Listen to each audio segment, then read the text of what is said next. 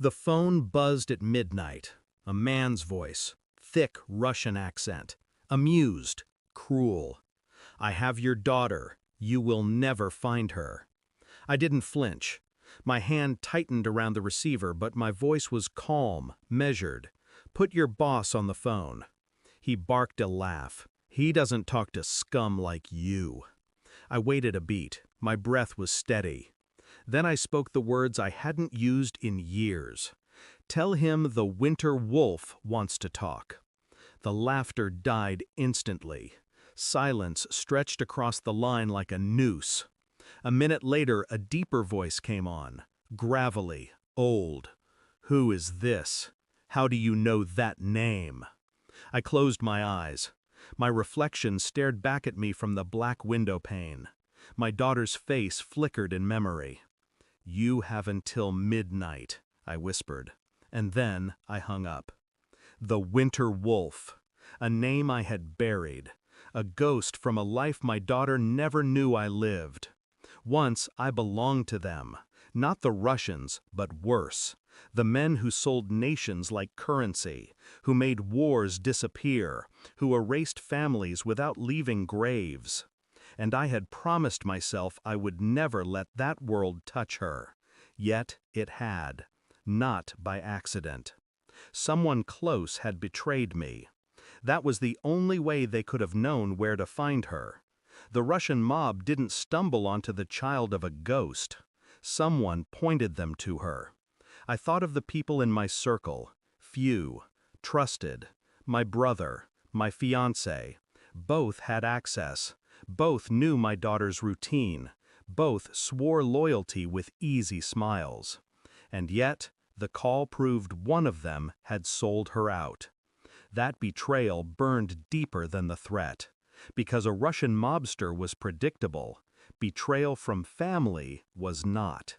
I didn't storm out of the house. I didn't raise my voice. I moved like water, quiet, relentless. I started with phone records, hidden lines, numbers that didn't belong. My fiancé's name appeared where it shouldn't. Calls routed through encrypted services, a link to an offshore account. I traced movements, timelines, excuses she had fed me. Each one cracked under scrutiny. But there was another thread, my brother.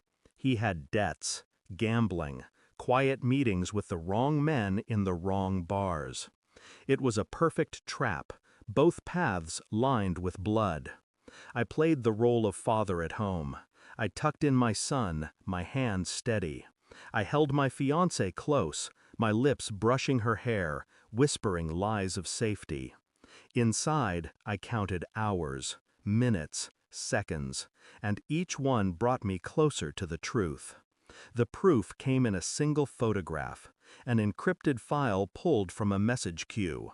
My fiancé, standing beside the mobster, smiling, her hand brushing his arm.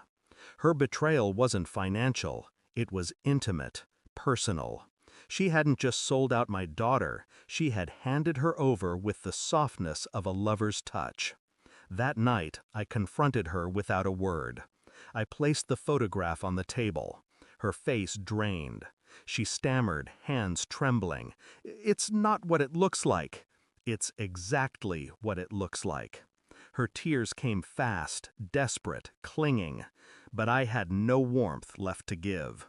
The silence between us was heavier than her sobs. I didn't kill her.